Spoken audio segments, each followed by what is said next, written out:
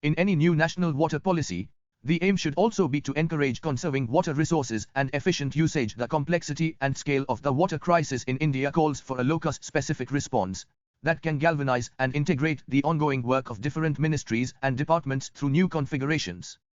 Such an integrated approach must necessarily cut across sectoral boundaries and not stop at the merger achieved between the two ministries of water resources, river development and Ganga rejuvenation, and the Ministry of Drinking Water and Sanitation, which led to the formation of the Ministry of Jal Shakti in 2019.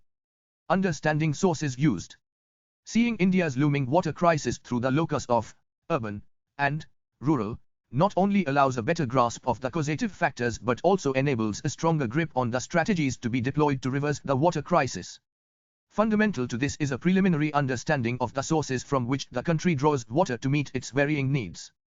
In the rural areas, 80% to 90% of the drinking water and 75% of the water used for agriculture is drawn from groundwater sources.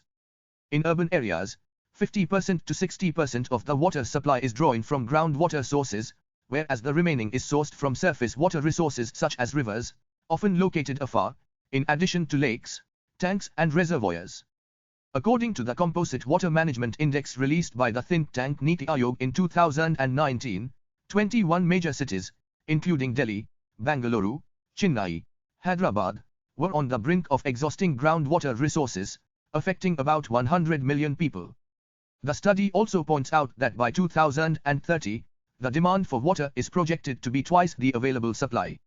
The Chennai example. A significant, and by no means less worrying, example of the water crisis that unfolded before our eyes was in Chennai in 2019, where life came to a standstill and parts of the city went without piped water for months. Though this may well have been forgotten, Chennai remains a spectacle of the impending tragedies brought about by the city's inability to meet the basic needs of citizens, vis-à-vis drinking water, cooking and sanitation. A closer look at the factors that brought about the water crisis in Chennai is inescapable, should we gain a better grasp of the underlying problems, especially as this was a city which among others like Mumbai had suffered from floods previously. Many have cited the poor rainfall received in Chennai in the previous year as one of the main reasons for the water crisis. Though it is true that rainfall was low, which was 50% less than normal, focusing on this factor alone would absolve responsibility by blaming the vagaries of the rainfall patterns to a fast-changing climate, without understanding the ground-level steps, or missteps, which have been equally responsible factors. Chief among these is that the city has been built by incrementally encroaching floodplains and paving over lakes and wetlands that would have otherwise helped the process of recharging groundwater. The lack of space for water to percolate underground prevented rainwater from recharging the aquifers. This was further exacerbated by the loss of green cover, which would have otherwise helped water retention, to make way for infrastructure projects. Such a situation, on the one hand, leads to flooding during normal rainfall due to stagnation, and on the other hand leads to drought-like conditions due to the prevention of underground water storage.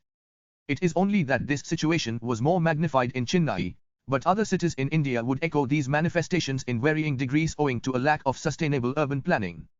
There is also the example, in Mumbai, in 2019, when 2,141 trees were felled at the RA colony, amid massive protests, to make space for a shed for the Mumbai Metro Rail Corporation Limited. Need for synergy. If the government is serious about addressing the water crisis in urban areas, the Ministry of Water Resources must reconfigure its relationship with other ministries and departments, urban development, local self-government and environment. This would be for enhanced integration and coordination through effective land and water zoning regulations that protect urban water bodies, groundwater sources, wetlands and green cover while simultaneously working to enhance wastewater recycling and water recharge activities targeting aquifers and wells through rainwater harvesting. Lessons from rural Punjab. In rural areas, the situation is no different, as the acute water crisis in Punjab shows. The draft report of the Central Groundwater Board concluded that Punjab would be reduced to a desert in 25 years if the extraction of its groundwater resources continues unabated. 82% of Punjab's land area has seen a huge decline in groundwater levels, wherein 109 out of 138 administrative blocks have been placed in the overexploited category.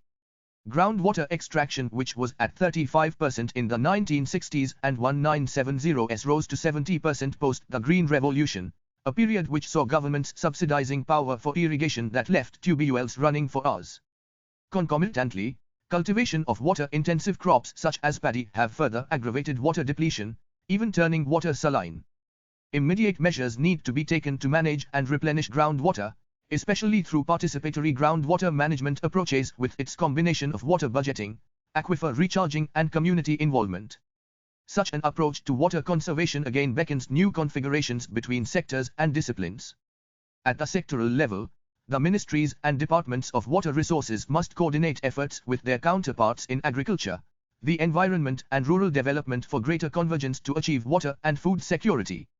At the disciplinary level, governance and management should increasingly interact and draw from the expertise of fields such as hydrology, watershed sustainability, hydrogeology, aquifer mapping and recharge, and agriculture sciences, water-sensitive crop choices and soil health.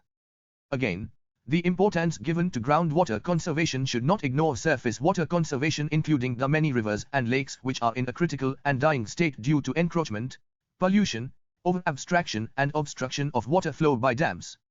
Protecting resources. The Ministry of Jal Shakti, last year, had announced an ambitious plan to provide water connections to every household in India by 2024. In view of the ongoing erosion of water resources and an ever-increasing demand for water, the thrust should not be on promising water supply. Instead, the aim should be towards protecting and conserving water resources on the one hand and minimizing and enhancing efficiency of water usage on the other. As the expert committee constituted under the Union Water Resources Ministry drafts a new national water policy, one hopes it would be rooted in locus-specific realities and allows greater flexibility for integrating the insights and work of multiple departments and disciplines, making way for new configurations to sustainably manage the country's water resources.